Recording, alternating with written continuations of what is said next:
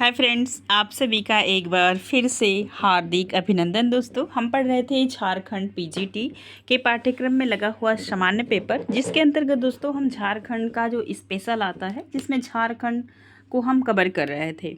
झारखंड में हम झारखंड के इतिहास को कवर कर रहे हैं। दोस्तों, आपको बताना चाहूँगी कि मैं झारखंड के इतिहास को कवर कर रही थी, जिसके अंदर आप देख पा रहे होंगे हमने जो है कि इसके पहले जो है कि सबसे प्राचीन काल, मध्यकाल और वर्तमान काल को कवर करते हुए हमने ब्रिटिश ईस्ट इंडिया कंपनी या झारखंड में प्रवेश, इसके बाद प्रवेश में वो कंपनी कहाँ कहाँ प्रवेश की, जिसके अंतर्गत सिंहभूम को हमने देख लिया था। इसके बाद हम देख लिए थे आगे जो है कि कोल्हान में, और 1820 ईस्वी में संधि के आधार पर सिंहभूम राजा ने कोल्हान क्षेत्र को कैसे जनजातियों के विरुद्ध सुरक्षा प्राप्त कर ली। उसी के अंतर्गत फिर हमने देखा कि जो है कि ये कंपनी बंगाल में कितने वर्षों तक रही, और फिर हम आगे पढ़ेंगे आज पलामू।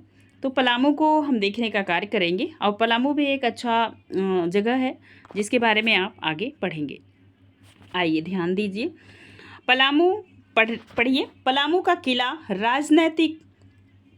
किला राजनीतिक व सामाजिक दृष्टि से अत्यंत महत्वपूर्ण था। पलामू के क्षेत्र में राजनीतिक अराजकता फैली थी। 1770 ईस्वी में पलामू के चेरो शासक जय कृष्ण राय की हत्या कर चित्रजीत राय वहां का शासक बन गया तथा उसने जय नाथ सिंह को अपना दीवान नियुक्त किया। इसके विरुद्ध जय कृष्ण राय के पौत्र गोपाल राय, आप ध्यान रखिएगा, इनके पौत्र थे गोपाल राय, ने पटना जाकर कंपनी से सहायता मांगी। कंपनी की ओर गुलाम हुसैन खान ने जयनाथ सिंह से मुलाकात कर पलामू किले की कंपनी को सौंप दिया। किसको सौंप दिया? कंपनी को सौंप दिया। सौंप देने के लिए कहा। बदले में जयनाथ सिंह ने चित्रजीत राय के जीवन, सम्मान, उत्तराधिकार समेत कई अन्य अधिकारों से बने रहने की मांग की, जिसे पटना काउंसिल ने अनुचित मानकर ठुकरा दिया था। तो ये उस समय की जो काउंसलिंग थी पटना की, वो ठुकरा दी थी, क्योंकि झारखंड पहले पटना का ही भाग था। इतिहास पढ़ते समय आप इस बात को बखूबी ध्यान से देखिए। पटना काउंसिल ने अनुचित मानकर ठुकरा दिया। जेम्स कैमक को पलामू पर अधिकार करने का आदेश दिया। जेम्स कैमक ने 1771 ईस्वी में पलामू के किले पर अधिकार कर लिया एवं कंपनी ने गोपाल राय को पलामू का शासक नियुक्त किया। बदले में गोपाल राय ने कंपनी की अधीनता और सालाना मालगुजारी देना स्वीकार किया। ठीक है। पलामू का किला कंपनी के अधीन आ जाने से कंपनी इसे नागपुर, सरगुजा के रास्ते आक्रमण करने वाले मराठों के विरुद्ध रक्षा पंक्ति के रूप में प्रयोग कर सकती थी। छोटा नागपुर पढ़ेंगे। अब आपने देख लिया जो है कि पलामू का इतिहास में क्या रहा, और जो है कि राजनैतिक अराजकता कैसे फैली, और फिर जय सिंह ने क्या किया, फिर उनके पौत्र ने जो है कि आगे जेम्स कैमन पर पलामू के अधिकार करने का आदेश दिया। ठीक, इसके बाद गोपाल राय पलामू के शासक बने, उनको नियुक्ति मिली। अब हम देखेंगे छोटा नागपुर खास। तो 1700, अब पढ़िएगा छोटा नागपुर खास। 1770 के दशक में नागवंशी शासक दर्पनाथ शाह यहाँ का शासक था। इसके काल में नागवंशी राज्य का दक्षिण भाग कोल लोगों के उपद्रव के कारण, कोल एक जनजाति थी, आप इन्हें याद रखेंगे, कोल एक जनजाति थी, कोल लोगों के उपद्रव के कारण अशांत रहता था। रामगढ़ के शासक मुकुंद सिंह के साथ भी उसके संबंध कटुतापूर्ण थे। अतः दर्पनाथ शाह ने 1771 ईस्वी में कंपनी के पास अपना प्रतिनिधित्व भेजकर कंपनी की अधीनता स्वीकार कर ली। तो कंपनी कैसे कैसे शासन का कार्य अपने हाथ में ले रही, आप लोग देख पा रहे होंगे।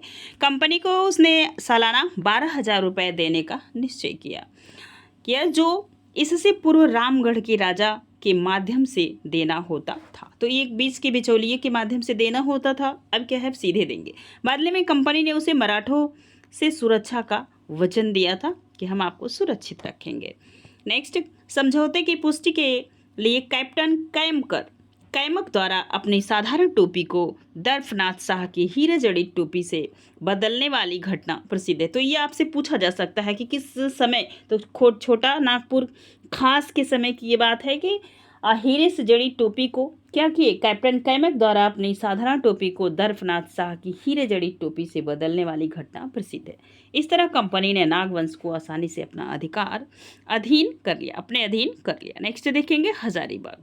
ये हजारीबाग भी बहुत अच्छा इसका प्लेस है, ध्यान दीजिए। हजारीबाग क्षेत्र में कुंडा, खड़गडीहा, 6 केंदी व रामगढ़ राज्य थे। इसमें से रामगढ़ की ओर से कंपनी को सशक्त विरोध का सामना करना पड़ा, क्योंकि रामगढ़ का हो सकता है कि राजा यदि अधिक सशक्त रहा हो, क्योंकि ध्यान देंगे आप, सशक्त विरोध का सामना करना पड़ा तथा रामगढ़ का शासक मुकुंद सिंह की कंपनी विरोधी गतिविधियों से परेशान होकर 1771 ईस्वी में पटना काउंसिल ने उसे राजा बने रहने देने के बदले 20,000 रुपये की मांग की कि आप तो राजा बने रहो लेकिन हमें 20,000 रुपया दे दो, ठीक है, की मांग की। परंतु कंपनी की शर्तों को मुकुंद सिंह ने मानने से इनकार कर दिया।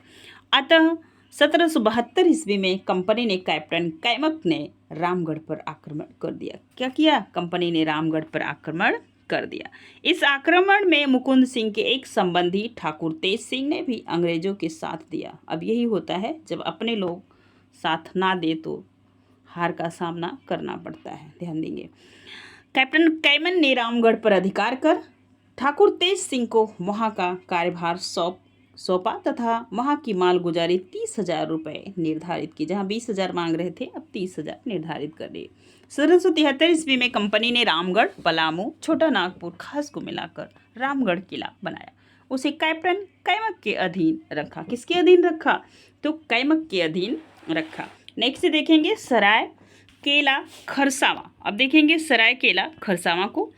सरायकेला राज्य से अंग्रेजों का प्रथम संपर्क 1770 ईस्वी में हुआ। रायकेला खरसावां क्षेत्र से उनका सीधा संपर्क बहुत बाद में स्थापित हुआ। रायकेला राज्य की स्थापना विक्रम सिंह द्वारा की गई, तो आप याद रखेंगे रायकेला राज्य की स्थापना विक्रम सिंह द्वारा की गई। आगे उनके पौत्रों के बीच रायकेला, खरसावां तथा आसनतली का क्षेत्र विभाजित हो गया। अंग्रेजों ने 1803 ईस्वी में आंग्ल मराठा के युद्ध सरायकेला के राजा अभिराम सिंह की सहायता भी ली थी और बदले में उससे कर नहीं वसूलने जाने का वचन दिया था। देख रहे हैं कैसे कैसे नीतियां फैल रही हैं। नेक्स्ट 1837 ईस्वी में साउथ वेस्ट फ्रंटियर एजेंसी, छोटा नागपुर कमिश्नर का पूर्व नाम है, पहले इसी का नाम ये था, ध्यान देंगे।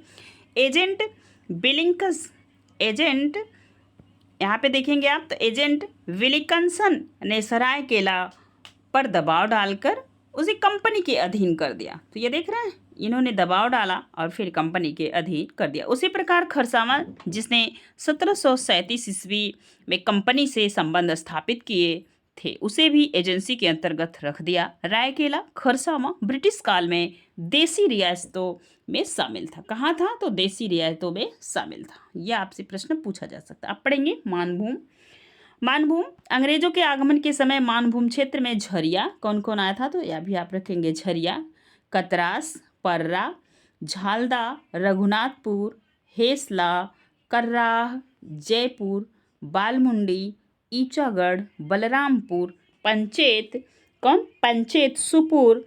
आगे देखेंगे चतना, बड़ा भूम, अभियान, बड़ा भूम, अभियनगर, यह आपका अभिनगर, तो ये पंचेत, सुपुर। और इसके बाद आप देख रहे होंगे तो मानभूम कौन आ गया, मानभूम आया है। और यहाँ पे आप देखिए मानभूम जो आप ऊपर पढ़ लिए थे, ठीक है, और उसी के अंतर्गत ये सुपुर। और नेक्स्ट देखेंगे चतना, बड़ा भूम, अभियनगर जैसी अनेक जमींदारियां थी। इस क्षेत्र में कंपनी का प्रवेश फर्ग्यूसन के नेतृत्व में हुआ। तो ये कंपनी कब आई, यहाँ मानभूम में प्रवेश की, तो आप इनका नाम जरूर याद रखिएगा, फर्ग्यूसन के नेतृत्व में हुआ। कंपनी को इन क्षेत्रों में नियंत्रण स्थापित करने के लिए अत्यधिक प्रयास करने पड़े। कंपनी ने इन क्षेत्र में सैन्य चौकियां स्थापित करने का निर्णय लिया, मतलब पुलिस बल लगाने का निर्णय लिया। फर्ग्यूसन ने राजस्व की वसूली के लिए बलरामपुर में एक थाना स्थापित किया। देख रहे हैं, थाना स्थापित किया। आप देखेंगे कुछ इंपॉर्टेंट फैक्ट। लेम्फिनेट गुड़यार ने दुमजोर में एक थाना स्थापित किया। यद्यपि फर्ग्यूसन ने सुपुर, अभियनगर, बड़ा भूम, मानभूम, चितना के जमींदारों के साथ संबंध स्थापित किए, परंतु 1783 से 84 ईस्वी में मेजर फ्राकोट द्वारा झालदा के राजा मंगल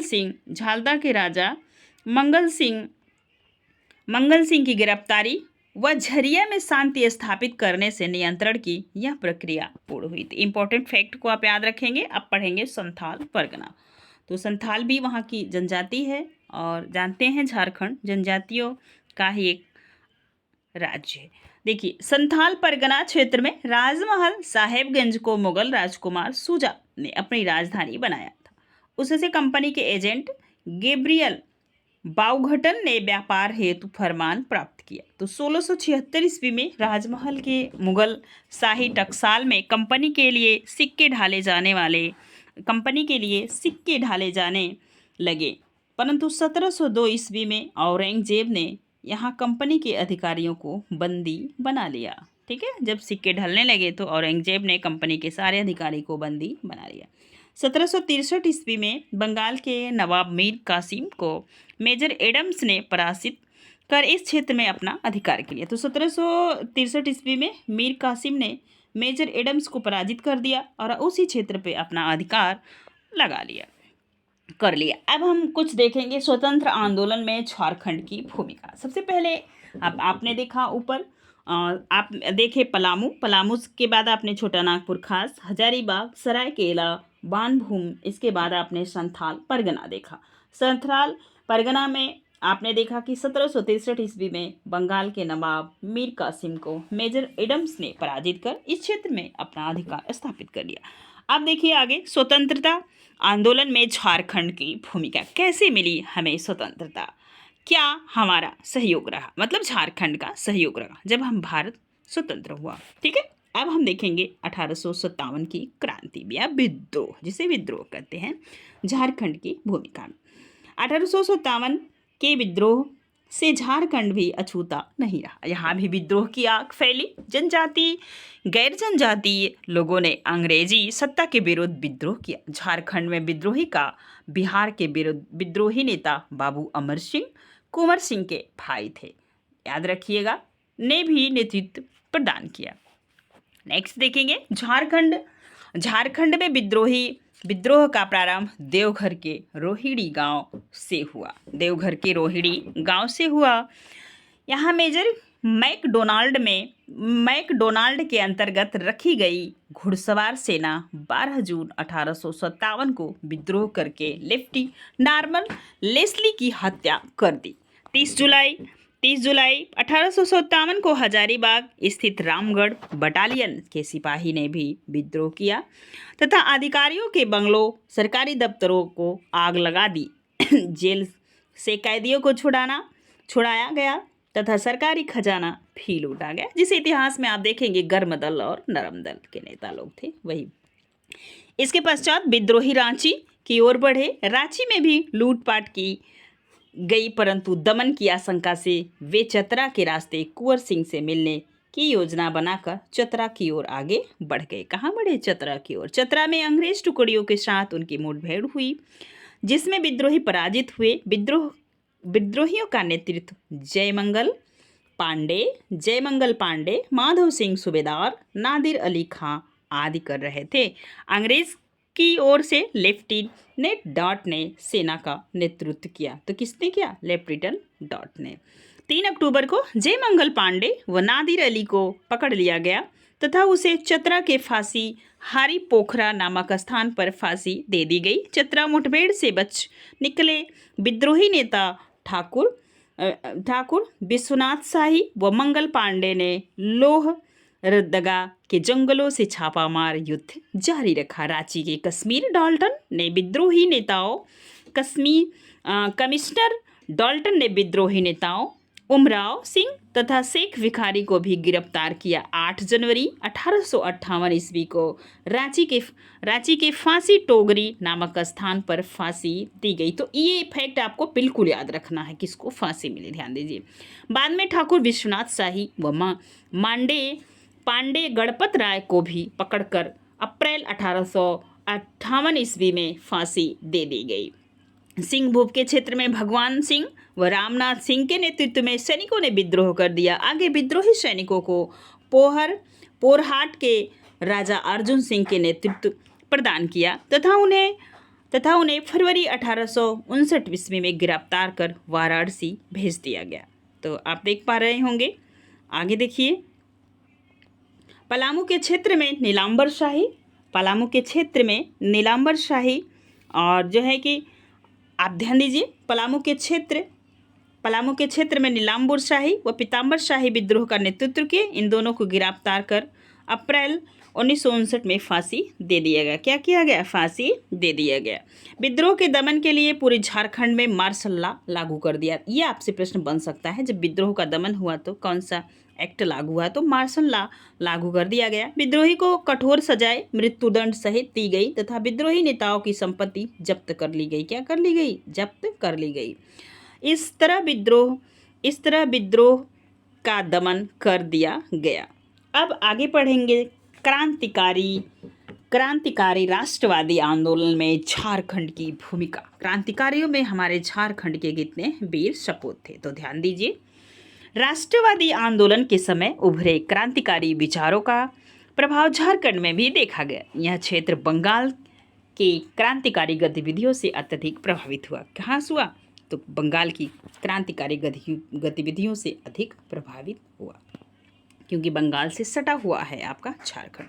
रांची के क्षेत्र में गणेश चंद्र घोष ने क्रांतिकारी आंदोलन के नेतृत्व किया। हावड़ा के बेलूर मठ के सचिंद्र कुमार सेन, हेमंत कुमार बोस आदि भी रांची के क्षेत्र में सक्रिय रहे।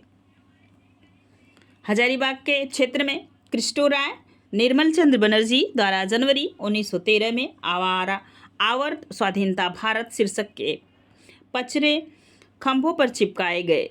बंगाल के एक अन्य क्रांतिकारी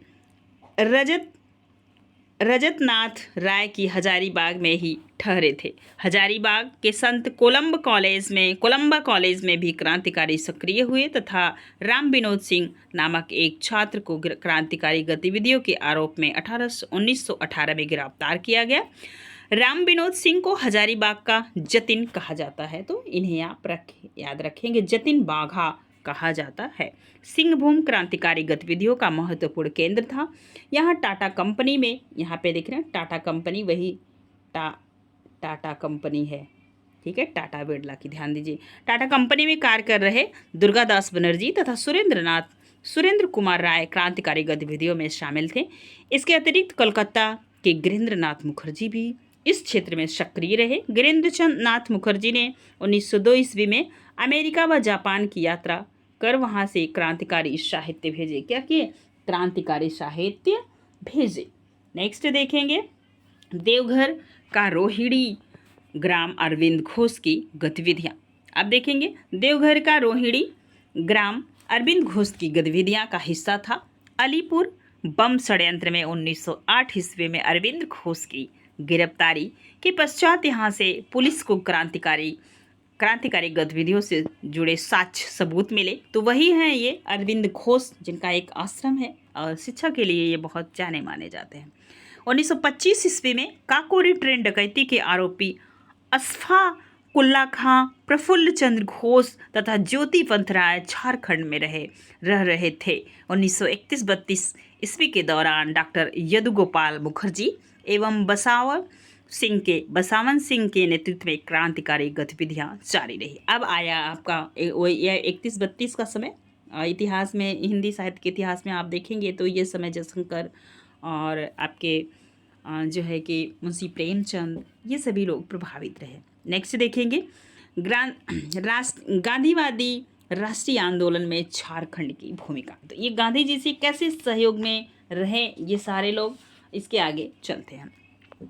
महात्मा गांधी के नेतृत्व में 1917 से 47 ईस्वी के बीच चले राष्ट्रवादी आंदोलन में झारखंड ने भी महत्वपूर्ण भूमिका निभाई।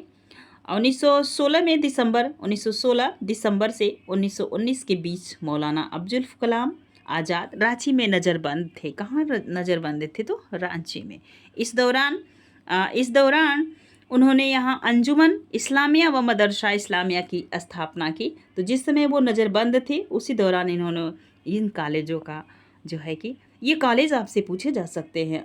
अंजुमन इस्लामिया मदरसा व इस्लामिया की स्थापना की थी।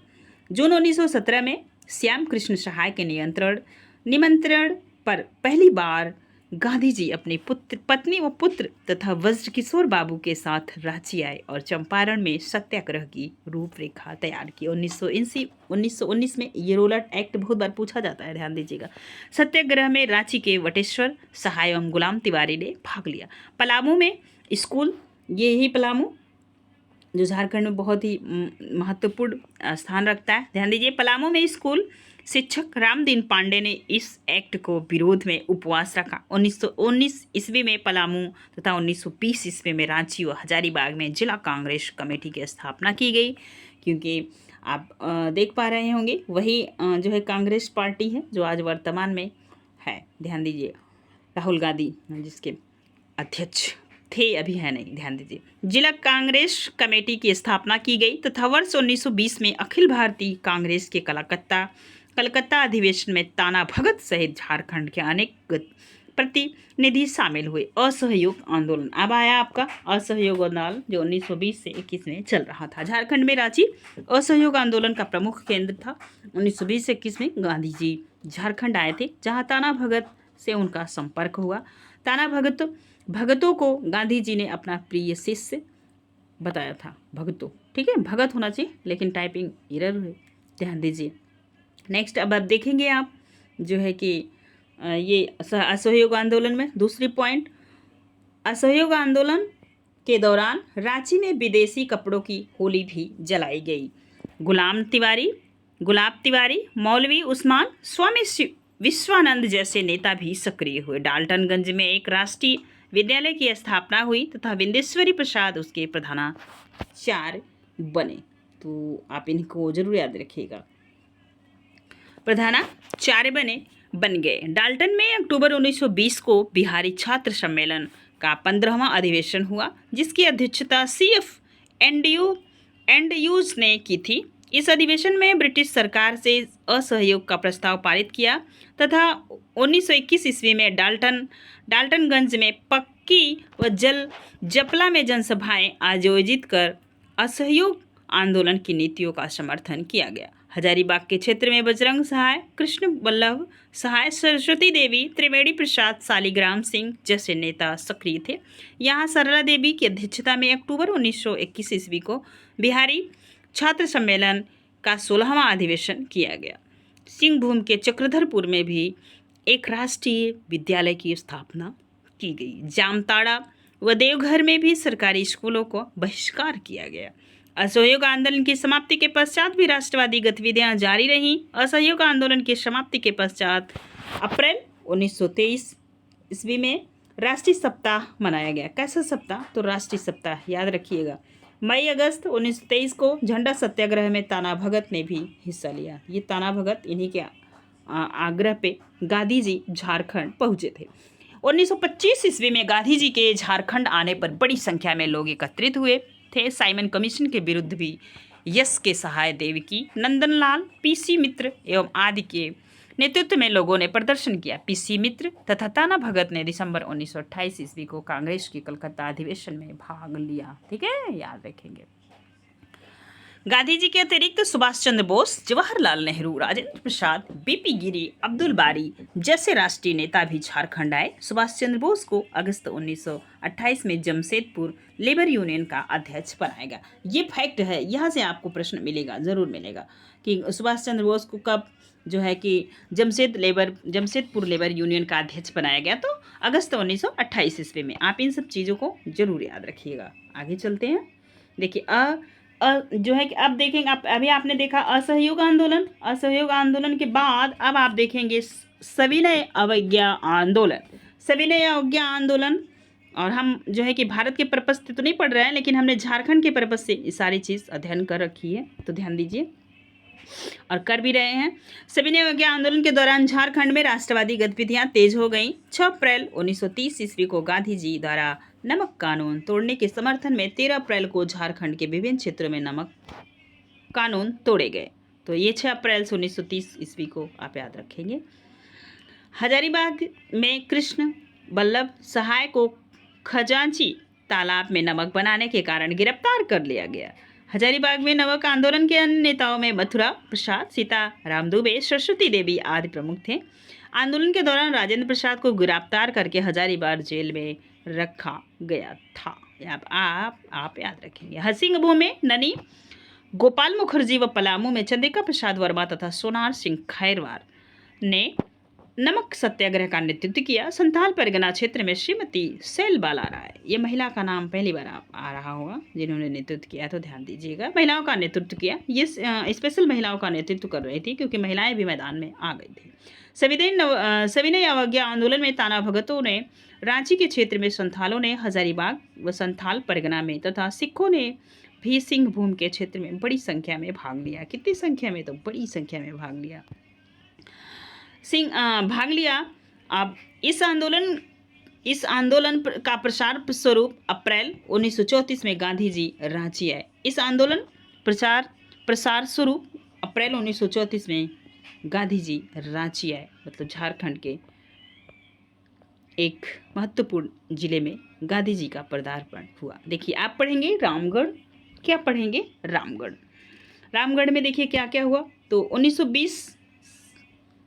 19 और 20 मार्च 1940 को झारखंड के रामगढ़ में राष्ट्रीय कांग्रेस का 53वां अधिवेशन हुआ। कौन सा अधिवेशन हुआ? तो 53वां अधिवेशन हुआ, जिसकी अध्यक्ष मौलाना अबुल कलाम आज़ाद ने की। सभा स्थल का नाम मजहर उल हक के नाम पर मजहर स्थल तथा प्रवेश द्वार का नाम बिरसा रखा गया। क्या रखा गया? ये बिरसा मुंडा बहुत प्रसिद्ध है यहाँ के, ध्यान रखिए, रखा गया। इसमें स्वागत समिति के अध्यक्ष डॉक्टर राजेंद्र प्रसाद थे और इस अधिवेशन में बड़ी संख्या में ताना भक्तों ने भाग लिया तथा गांधी जी 400 रुपये भेंट स्वरूप प्रदान किए। तो कितने रुपए जो है कि गांधी जी भेंट किए, तो ये पैसे आप याद रखेंगे। रामगढ़ अधिवेशन के अंतर्गत यहीं पर सुभाष चंद्र बोस के नेतृत्व के अखिल भारतीय फॉरवर्ड ब्लॉक की स्थापना हुई। तो इसको आप जरूर याद रखिएगा। 23 मार्च 1940 को गांधी जी अंतिम बार रांची आए तथा निवारण मूल से मिलने निवारणपुर गए, निवारण बाबू से मिलने निवारणपुर गए। तो ये भी आपको फैक्ट याद रखना होगा। यहाँ जो है कि गए। और आप आगे देखिए,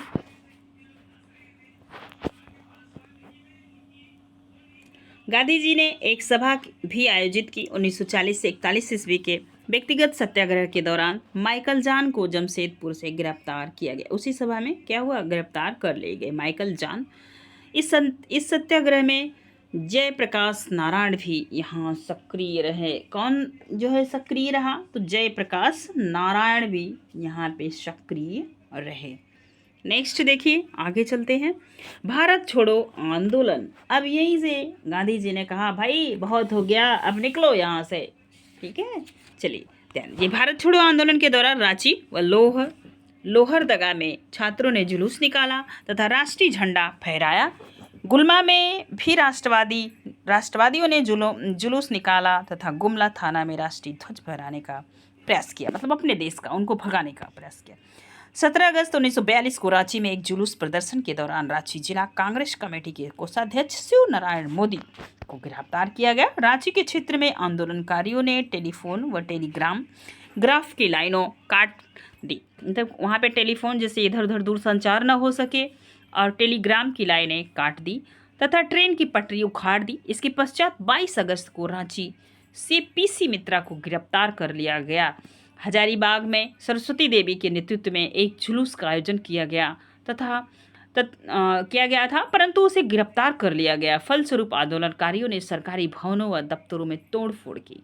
भारत छोड़ो आंदोलन के दौरान राष्ट्रीय नेता जयप्रकाश नारायण को गिरफ्तार कर हजारीबाग की जेल में रखा गया, जहां से वे नवंबर 1942 को अपने 5 साथी में कौन कौन साथी थे, तो ये थे रामनंदन मिश्र, योगेंद्र शुक्ल, सूरज नारायण सिंह और गुलाबी सोनार शालिग्राम सिंह सहित फरार हो गए। धन्य है हमारे वीर के सपूत, ध्यान दीजिए, देश के वीर सपूत। सिंहभूम क्षेत्र में जमशेदपुर में मिले मिल मजदूरों व व्यवसायियों ने 10 अगस्त 1942 की पूर्ण हड़ताल का आयोजन किया। 15 अगस्त को यश के घोष, एम जान, एन बनर्जी, त्रेता सिंह, टीपी सिन्हा जैसे नेताओं को गिरफ्तार किया गया। 14 अगस्त व 16 अगस्त को चक्रधरपुर में चाईबासा में भी हड़ताल का आयोजन किया गया। रामानंद तिवारी के नेतृत्व में पुलिसकर्मियों ने भी आंदोलनकारियों जिन्होंने आंदोलन कर रहे थे, आंदोलनकारियों का साथ दिया तथा अतः उन्हें गिरफ्तार कर लिया गया। उन्हें क्या किया गया? गिरफ्तार कर लिया गया। पलामू क्षेत्र में यदुनंदन तिवारी, जगत नारायण पाठक, महावीर वर्मा, गौरी शंकर ओझा आदि नेताओं ने आंदोलन का नेतृत्व किया, जबकि संथाल परगना क्षेत्र में विनोदानंदन झा ने आंदोलन का नेतृत्व किया। 22 अगस्त 1943 में वाचस्पति त्रिपाठी की गिरफ्तारी झारखंड में इस आंदोलन की समाप्ति मानी जाती है। तो जब ये वाचस्पति जी क्या किए, गिरफ्तार हो गए, तो आंदोलन यहीं पे समाप्त हो गया। नेक्स्ट अब देखेंगे झारखंड राज्य निर्माण के लिए आंदोलन। कितने हुए झारखंड के निर्माण के लिए आंदोलन, क्योंकि आप जल्दी से देख रहे हैं, 15 नवंबर सन 2000 को बिहार से कट के झारखंड की स्थापना की गई।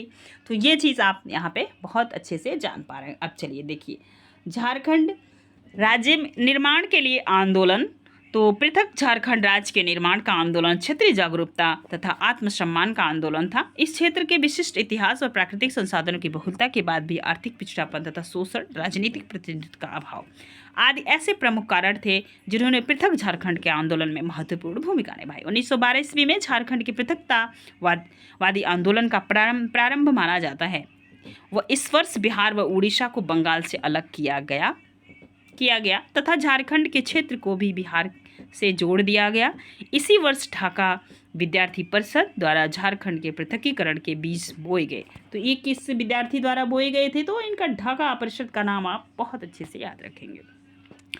ढाका विद्यार्थी परिषद की एक शाखा रांची में भी थी, जो आगे चलकर झारखंड पार्टी बनी। कैसी पार्टी बनी? तो झारखंड पार्टी बनी। नेक्स्ट, 1912 ईस्वी में ढाका विद्यार्थी परिषद की बैठक में भाग लेकर रांची आए एंग्लिकन मिशन के जेके वार्थोलोम्यू ने इसी वर्ष क्रिश्चियन स्टूडेंट्स ऑर्गेनाइजेशन की स्थापना की। 1915 ईस्वी में क्रिश्चियन स्टूडेंट्स ऑर्गेनाइजेशन का नाम परिवर्तित कर छोटा नागपुर उन्नति समाज कर दिया गया।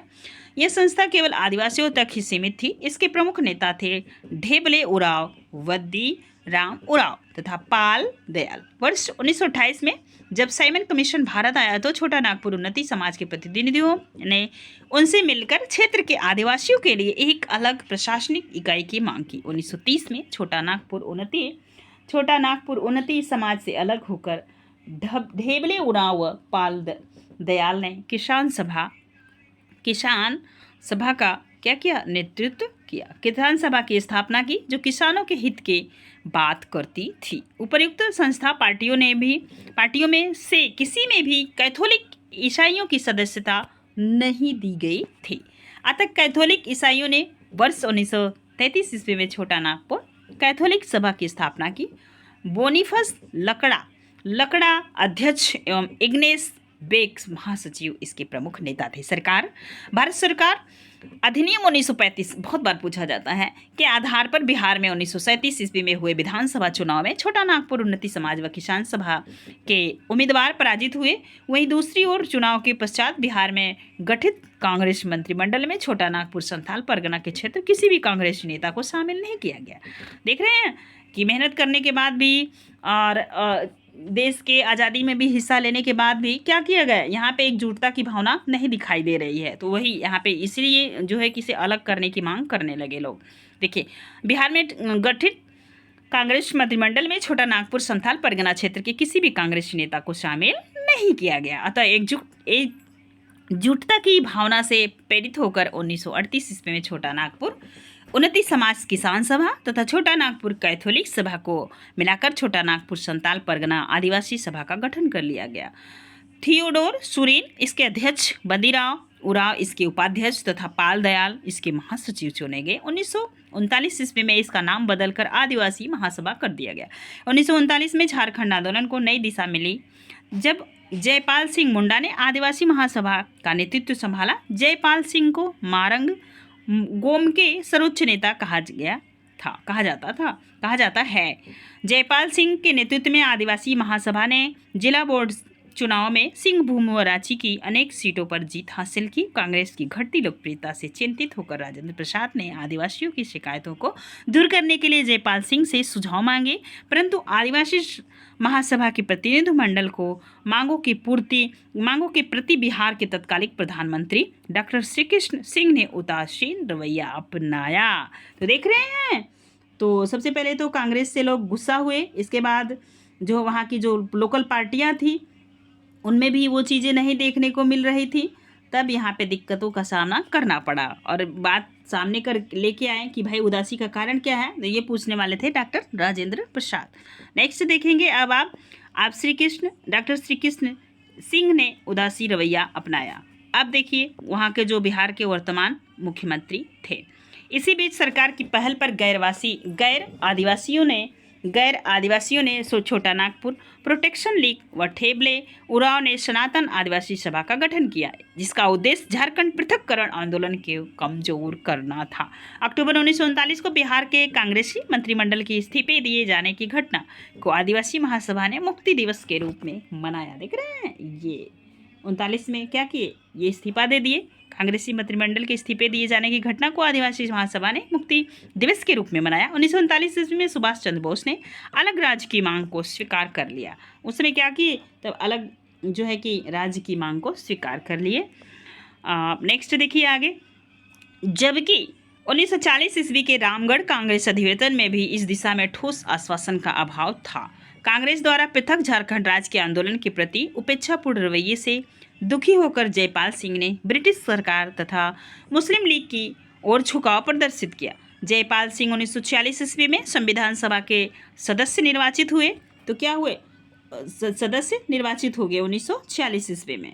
आप देखिए 16 अगस्त 1946 में मुस्लिम लीग द्वारा प्रत्यक्ष कार्रवाई दिवस मनाए गए जाने से उन्हें मुस्लिम लीग से संबंध तोड़ना उचित लगा। 1950 ईस्वी में झारखंड आंदोलन में गैर जनजाति और जनजातीय लोगों को एक साथ लाने की पहल हुई तथा जस्टिस रिचर्ड के ने इसके लिए यूनाइटेड झारखंड पार्टी की स्थापना की। तो ये इनका नाम, आप जस्टिस रिचर्ड का नाम आप जरूर याद रखेंगे। इनकी पार्टी का नाम क्या था, यूनाइटेड झारखंड पार्टी की स्थापना। और नेक्स्ट देखेंगे, अतः इसी वर्ष आदिवासी महासभा का नाम बदलकर झारखंड पार्टी कर दिया गया तथा उसकी सदस्यता गैर जनजाति लोगों के लिए भी खोल दी गई। 1953 ईस्वी में राज्य पुनर्गठन आयोग ने भी झारखंड राज्य की मांग ठुकरा दी। इसके कारण झारखंड पार्टी की लोकप्रियता कम हो गई और अंततः 1963 ईस्वी में इसका कांग्रेस में विलय हो गया। इसके साथ ही झारखंड आंदोलन का प्रथम चरण समाप्त हो गया। नेक्स्ट दूसरा देखेंगे, आंदोलन के दूसरे चरण में अनेक पार्टियों की स्थापना हो गई, जैसे बिरसा सेवा दल 1967 में बागुन सुमब्रई की अखिल भारतीय झारखंड पार्टी, एन.ई. होरो की झारखंड पार्टी, जस्टिस रिचर्ड की हुल झारखंड पार्टी 1969, शिबू सोरेन का सोनेत संथाल, इनकी पार्टी का नाम क्या था, सोनेत संथाल पार्टी 1970। ये सारी पार्टियां अलग अलग तरीके से बनने लगी। अब नेक्स्ट देखेंगे आप जो है कि परंतु आंदोलन की वास्तविक प्रगति 1973 ईस्वी में शिबू सोरेन व विनोद बिहारी महतो द्वारा झारखंड मुक्ति मोर्चा झामुमो की स्थापना से हुई। झारखंड मुक्ति मोर्चा ने पृथक राज्य के साथ पुनर्वास संबंधी आंदोलन चलाए तथा कानून का विरोध करने का लक्ष्य रखा। 1978 ईस्वी में झामुझो तथा अजीत कुमार राय की मार्क्सवादी समन्वय समिति 1971 में स्थापित ने मिलकर पटना में विशाल जनसभा का आयोजन किया। 1980 ईस्वी में के बिहार विधानसभा चुनाव में झामुमो के 13 प्रत्याशी विजयी होकर हुए, 13 प्रत्याशी जब विजयी हुए तो क्या करेंगे, वो जाएंगे सरकार में बैठेंगे, अपनी बात को रखेंगे। विजयी हुए जो पार्टी की लोकप्रियता दर्शाते हैं। 1986 ईस्वी में झामुमो की छात्र इकाई के रूप में सूर्य सिंह वेश्रा ने आल झारखंड स्टूडेंट यूनियन आजसू का गठन किया। 1987 ईस्वी में 53 संगठनों को मिलाकर झारखंड समन्वय पार्टी का गठन हो गया। 53 संगठनों को मिलाए तो इस पार्टी का गठन कर लिए। इसका नाम क्या है, तो झारखंड समन्वय पार्टी का गठन किया, जिसके आंदोलन को व्यापक जन समर्थन प्राप्त हुआ। अतः वर्ष 1987 में भी भाजपा ने भी अलग राज्य बनाने की मांग कर ली। देख रहे हैं 1987 में। 1994 में केंद्र सरकार की पहल पर बिहार सरकार व पृथक झारखंड। 1983 में क्या हुआ, तो याद रखिए 1994 ईस्वी में केंद्र सरकार की पहल पर बिहार सरकार पृथक झारखंड की मांग कर रहे संगठनों के बीच बातचीत आरंभ हुई, जिसके फलस्वरूप 1995 ईस्वी में झारखंड क्षेत्र स्वशासी परिषद जैक का गठन हुआ। शिबू सोरेन को इसका अध्यक्ष तथा सूरज मंडल को इसका उपाध्यक्ष बनाया गया। 1998 ईस्वी, अब आ गया आपका 1998 ईस्वी में केंद्र सरकार द्वारा भेजे गए अलग राज्य के प्रस्ताव को बिहार की राज्य सरकार ने अस्वीकृत कर दिया, किंतु 98 में अस्वीकृत कर दिया। 2000 किंतु सन 2000 ईस्वी के विधानसभा चुनाव में राज्य को गठबंधन की सरकार बनानी पड़ी। अतः राज्य सरकार ने दबाव में आकर अप्रैल 2000 में अलग राज्य के प्रस्ताव को स्वीकार कर केंद्र सरकार को भेज दिया। लोकसभा में अगस्त 2000 ईस्वी में बिहार पुनर्गठन विधेयक पारित हो गया। जब विधेयक पारित हो गया तो कानून बनेगा, ध्यान दीजिएगा। फलस्वरूप 15 नवंबर को देश के 28वें राज्य के रूप में झारखंड अस्तित्व में आ गया। नेक्स्ट देखेंगे प्रभात कुमार, इसके पहले राज्यपाल बने, तो ये प्रश्न आपसे बनेगा। तो पहले राज्यपाल प्रभात कुमार। बाबूलाल मरांडी ये क्या बने, सीएम मुख्यमंत्री बने। इंदर सिंह नामधारी प्रथम विधानसभा के अध्यक्ष बने, क्या बने, प्रथम विधानसभा के अध्यक्ष बने। अब कुछ हम आगे देखेंगे जो महत्वपूर्ण पार्टियां हैं, क्योंकि वीडियो ज़्यादा लंबा ना हो जाए दोस्तों, इसके लिए हमें जल्दी से जल्दी वीडियो को एंड करना होगा और इतिहास को समाप्त कर हम आ जाएंगे कहाँ पे, झारखंड के भूगोल पे। देखिए झारखंड के आंदोलन से संबंधित पार्टियाँ हैं। क्रिश्चियन स्टूडेंट्स ऑर्गेनाइजेशन 1912, छोटा नागपुर उन्नति 1915, किसान सभा 30, छोटा नागपुर कैथोलिक सभा 1933, और छोटा नागपुर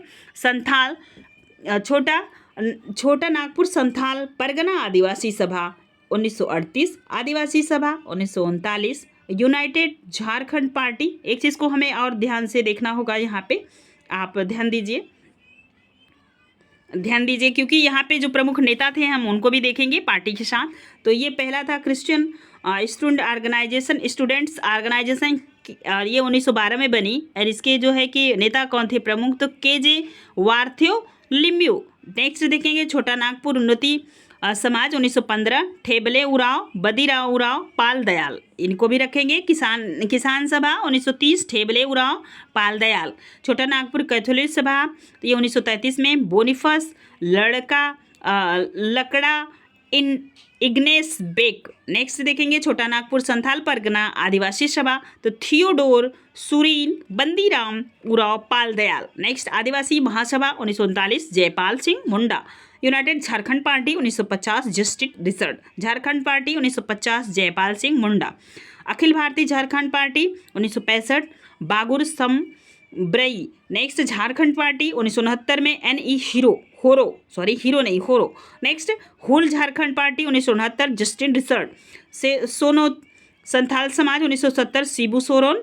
और मार्क्सवादी समिति समन्वय 1971, अजीत कुमार राय। झारखंड मुक्ति मोर्चा झामुमो ये थे 1973 में, इनकी पार्टी बनी थी। Shibu Soren, Vinod Bihari Mahto. All Jharkhand students union AJSU, ये सूर्य सिंह बेसरा, जिसकी स्थापना हुई 1986 ईस्वी। महत्वपूर्ण आधुनिक घटनाएं देखिए 1734 में अलीवर्दी का चतरा किले पर आक्रमण, 1742 में मराठा भास्कर राम पंडित व छत्तीसगढ़ होकर झारखंड में प्रवेश और बंगाल पर हमला। चुआर 1969 में चुआर विद्रोह। 1734 में अलीवर्दी चतरा किले पर आक्रमण। 1742 में मराठा भास्कर राम पंडित का छत्तीसगढ़ होकर झारखंड में प्रवेश, बंगाल पर हमला। और 1769 ईस्वी में चुआल विद्रोह। 1766 में राजमहल में पहाड़िया विद्रोह। 1772 में चेरो राजा गोपाल राय द्वारा पलामू के पुराना किला का निर्माण। 1784 ईस्वी में संथाल परगना में तिलका माझी के नेतृत्व में विद्रोह। 1797 ईस्वी में बिस्सू मानकी के नेतृत्व में मुंडा विद्रोह का बूडू क्षेत्र में फैलना। और 1819 ईस्वी में अब रुदू और कुंता मुंडा के नेतृत्व में तमाड़ का मुंडा असंतोष। और 1821 ईस्वी में सिंह भूमिका हो विद्रोह। 1855 ईस्वी में सिद्धो कान्हो के नेतृत्व में संथाल विद्रोह। संथाल परगना को अलग नन रेगुलेशन जिला भागलपुर प्रमंडल के अंतर्गत अलग से बनाया गया। 1858 ईस्वी में सरकार द्वारा रिकॉर्ड ऑफ राइट्स बनाने का प्रयास, सिख भिखारी की गिरफ्तारी व 8 जनवरी को फांसी दे दी गई इनको। 1859 ईस्वी में छोटा नागपुर में सेल एंड रेट लॉ लागू किया गया। 1863 ईस्वी में संथाल परगना में जमींदारी जुल्म के खिलाफ संथाल विद्रोह हुआ। क्या हुआ? संथाल विद्रोह हुआ। तो ये दोस्तों यहीं पे आपका इतिहास का पूरा पोर्शन समाप्त होता है। इसके आगे हम कुछ महत्वपूर्ण प्रश्न को लेके नेक्स्ट वीडियो में आएंगे, क्योंकि ये कैसे प्रश्न बनते हैं, जितना इतिहास हमने पढ़ा, इतिहास से जो जो भी प्रश्न बने हुए हैं और प्रश्न एग्जाम में आए हुए हैं दोस्तों, जो फॉर्म किए गए हैं, मैं नेक्स्ट वीडियो में लेके आऊँगी। क्योंकि प्रश्नोत्तरी का वीडियो हमारा एक तरफ होगा, उसकी अलग प्लेलिस्ट हम बना देंगे और हम इतिहास का और जो है कि संपूर्ण झारखंड का एक प्लेलिस्ट बनाएंगे, ताकि आप जीरो से आगे बढ़ते हुए सारे झारखंड को कवर कर पाएँ। तो आज के लिए बस इतना ही दोस्तों। वीडियो में आप बने रहिए, यहाँ तक आप बने रहें, इसके लिए आपका तहे दिल से शुक्रिया दोस्तों। आपने मुझे बहुत ध्यान से सुना और पढ़ा, ध्यान दिया। और यदि वीडियो पसंद आएगा तो प्लीज़ लाइक कर दीजिएगा और एक प्यारा सा कमेंट छोड़िएगा। और चैनल पे नए हो दोस्तों तो चैनल को सब्सक्राइब कीजिएगा। धन्यवाद।